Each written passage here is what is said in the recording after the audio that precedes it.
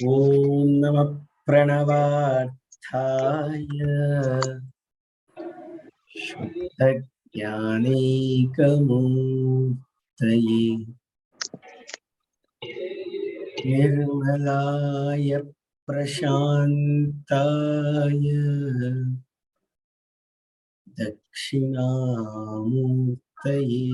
नमः। अनेकजन्मसम्प्राप्त कर्मबन्धविदायिने आत्मज्ञानप्रदानेन तस्मै श्री श्री गुरुवे नमः।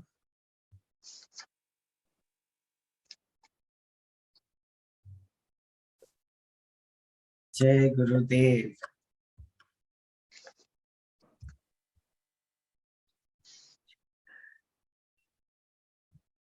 हम लोगों में से सब लोगों ने हैप्पीनेस प्रोग्राम किया है ना? यहाँ पे तो कुछ टीचर्स भी हैं। हैप्पीनेस प्रोग्राम किया है सभी लोगों ने? चलो बढ़िया। तो आज का जो ज्ञान है वो पहला सूत्र है, वो ये वाला। क्या है ये? Opposite values are complementary to each other. विरोधाभासक मौल्य एक दूसरे के पूरक है। पता है ना? ये तो ज्ञान सबको पता है ना? विरोधाभासक मौल्य एक दूसरे के पूरक है। अच्छा, विरोध कब होता है? जब द्वंद्व होता है। विरोध कब होता है? जब द्वंद्व होता है ना? ठंडा गरम, दिन रात, मान अपमान, ये सब क्या है? द्वंद्व है, ऑपोजिट्स है ना? अच्छा, ये कब होता है और ये कहाँ होता है? ये कौन से प्लेन पे आपको इफेक्ट करता है? कोई आपको पूछ दे, कोई आपका सम्मान कर दे, आपका शरीर, आपका मन, आपका चित्त, आपका अहंकार सब फूलने लगता है एक बलून की तरह, है कि नहीं? हाँ या ना? और वही अपमान होता है तो वो भी संकुचित हो जाता है कि नहीं? लेकिन ये कहाँ हो रहा है? ये कौन सी जगत में हो रहा है? हो तो यहाँ पे फिजिकल प्लेन में ही रहा है ना? मेरा सवाल आपसे ये है कि अगर ऑपोजिट वैल्यूज है और हमारा मन उसमें अटका है, इसका मतलब ये है कि हम लोग अभी भी माया में अटके हुए हैं।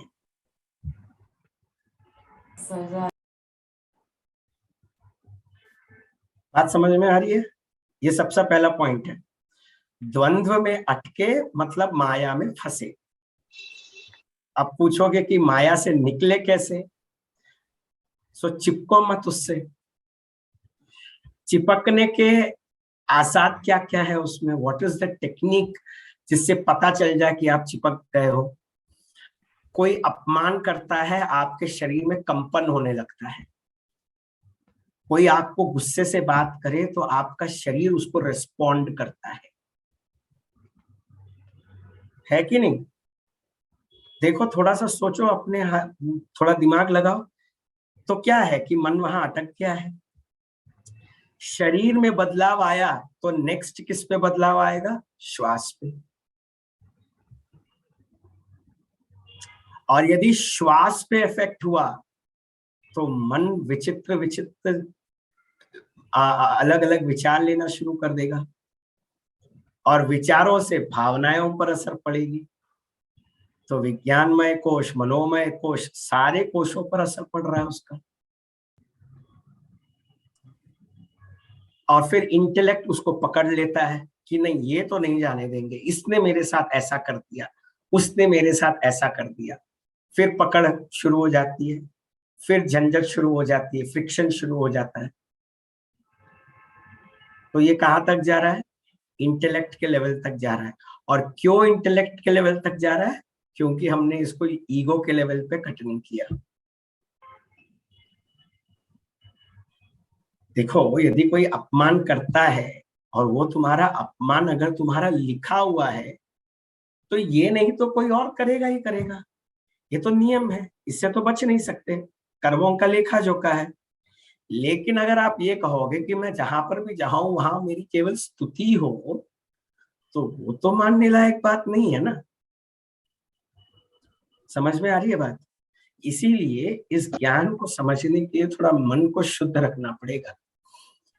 Opposite values are complementary to each other बड़ा सरल है, लेकिन इसका कनेक्शन हर एक लेवल पे है, एक एक स्तर पे जा रहा है। ये आपके बॉडी पे असर करेगा। अच्छा, दिन में आपको सुख महसूस हो सकता है, रात में आपको आपके शरीर को अनकंफर्ट महसूस हो सकती है। अभी तो सब जगह पर गर्मी ने इतना अपना प्रचंड तीक्ष्ण प्रभाव छोड़े हुआ है सूर्य भगवान ने, कि सब लोगों की हालत मतलब एकदम ढीली हो रखी है कि नहीं? तो अब इसका क्या मतलब है कि हम लोगों को गर्मी नहीं चाहिए, केवल ठंडक चाहिए क्या? ये तो नहीं हो सकता। शरीर के लेवल पे जैसे जैसे चेंजेस हुआ, श्वास के लेवल पे भी चेंजेस होगा। अब श्वास के लेवल पे चेंज होगा तो मन के विचारों पर भी असर पड़ेगा ही पड़ेगा। मन के विचारों में कोई जकड़ या पकड़ हुई तो तुमने ऑपोजिट वैल्यूज को पकड़ा ही नहीं है ढंग से। You have not understood opposite values are complementary. The moment तुम पकड़ लेते हो ना, एक को परे कर देते हो। जब मान चुके हो कि सुख है, when you have understood that happiness is there, you also need to understand that there will be sadness which will be coming along. It is a byproduct. एक के पीछे एक चलते हैं, भाई है, जुड़वे हैं, एक साथ चलते रहते हैं। पर हमको क्या चाहिए? केवल सुख चाहिए। और इसमें देखो तुम्हारा मन कितना खेलता है, मन का खिलवाड़ देखो कितना बढ़िया है।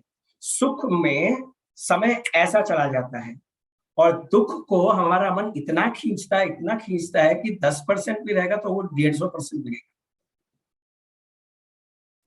तो तुम माया से परे हो क्या? नहीं ना। समझ में आ रही है बात? बहुत गहरा है, इसको थोड़ा और अध्ययन करते हैं। अच्छा, इससे होगा क्या अगर तुम ये समझोगे नहीं कि ऑपोजिट वैल्यूज आर कॉम्प्लीमेंट्री? किसी ने तुम्हारी उत्साह, तुम्हारी किसी ने प्रशंसा कर दी, अब तुम उस प्रशंसा के बुलबुले में उगते जा रहे हो, उगते जा रहे हो, उगते जा रहे हो, और ऊपर तक पहुंच गए। पहुंच तो गए, लेकिन वहां पे टिकना भी तो जरूरी है ना, उस लेवल पे टिकना भी तो जरूरी है। पता लगा उस लेवल के टिकने के लायक हरकत की नहीं, किसी ने वहां पे बलून फोड़ दिया, फिर आप नीचे, और फिर क्या होगा? फिर तुम उदास बैठ जाओगे। मैंने तो इतना सब कुछ सोचा था, ये लोग मेरे लिए इतना सब कुछ करते हैं।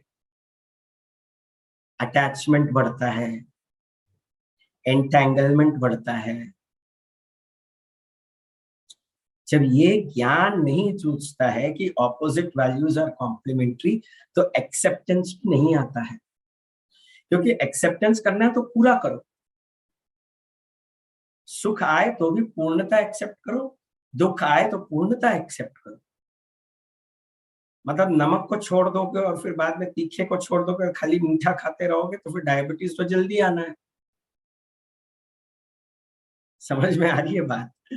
तो कहने का तात्पर्य ये है कि जब आप साधना कर रहे हो, जब आप ध्यान लगा रहे हो, जब आप मेडिटेशन कर रहे हो, तो भी काफी बार हमारे मन में अलग अलग द्वंद आते रहते हैं, जाते रहते हैं।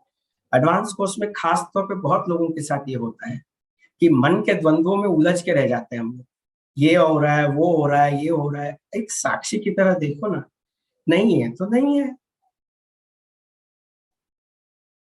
अच्छा, वेरी इंपॉर्टेंट पॉइंट कि ये सारा चीज जो है ना, हर एक नॉलेज पॉइंट तुम्हारे सातों लेयर से जुड़ा हुआ है। वो एक एक सत्र में एक एक लेयर का देखेंगे हम लोग, लेकिन पहले आज आज एक ये नॉलेज पॉइंट पे ध्यान देते हैं। आज का नॉलेज पॉइंट क्या है? Opposite values are complementary. तुमने सुख को एक्सेप्ट कर लिया, लेकिन दुख को एक्सेप्ट नहीं किया, तो अब दुख के प्रति तुम्हारा द्वेष शुरू हो गया। मेरे को दुख नहीं चाहिए, मेरे को दुख नहीं चाहिए, और जो रेजिस्ट करोगे वही ज्यादा टिकेगा। Whatever you resist shall persist।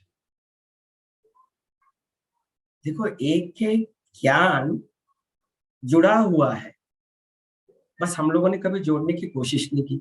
अभी देखो, नींद में सोने की कोशिश करते हो, नींद आई नहीं है, वहां पर भी तुम्हारा दिमाग खेल रहा है, रेजिस्टेंस।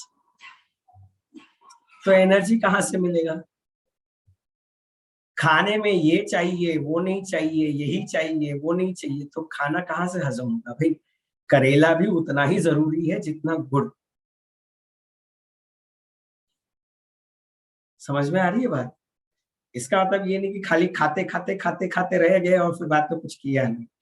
खाने का अपना एक समय और मर्यादा होता है ना। ऑपोजिट वैल्यूज फूड में भी हम लोग वही खाना खाना चाहते हैं जो हमारे जीभ के लिए रुचिकर हो। अब चाहे वो सेहत के लिए अच्छा हो या नहीं, उसकी हमको कोई चिंता नहीं। बच्चों के मामलों में खास तौर पे देखा जाए तो, है ना। समझ में आ रही है बात? So when you put all these things together, there is so much to learn about it.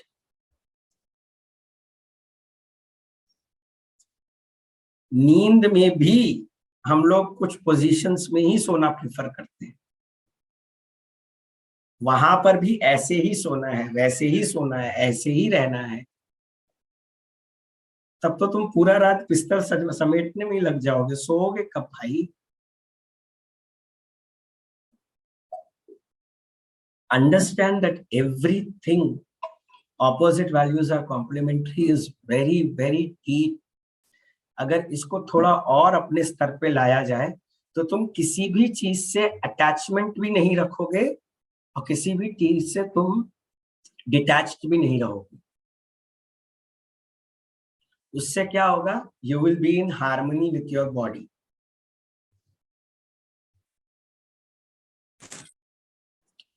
है कि नहीं? समझ में आ रहा है कि थोड़ा गहरा हो गया कि अभी ठीक है, इतना तक ठीक है?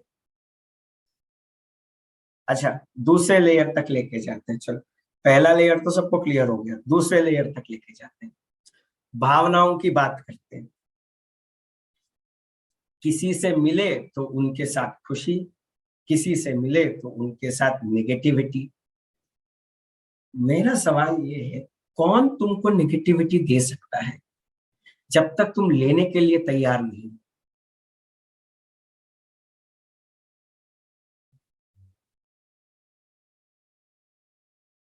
How can anybody give you negativity unless you are not ready to take that negativity? Can anybody answer my question?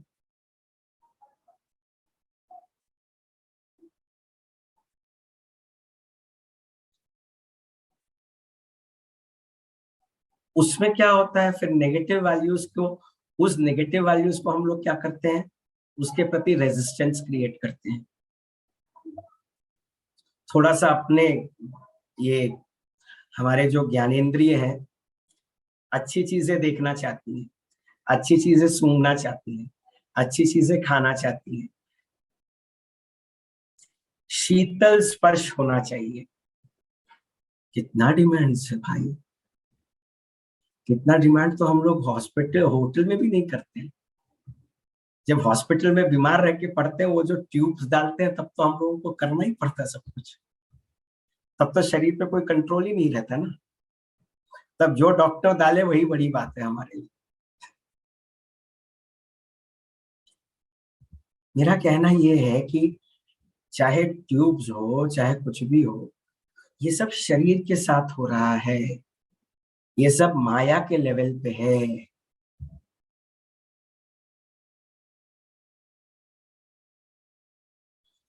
Opposites can come and invade you only and only when you're stuck in Maya। माया मतलब ही द्वंद्व, और माया से छुड़ाएगा कौन? मायापति।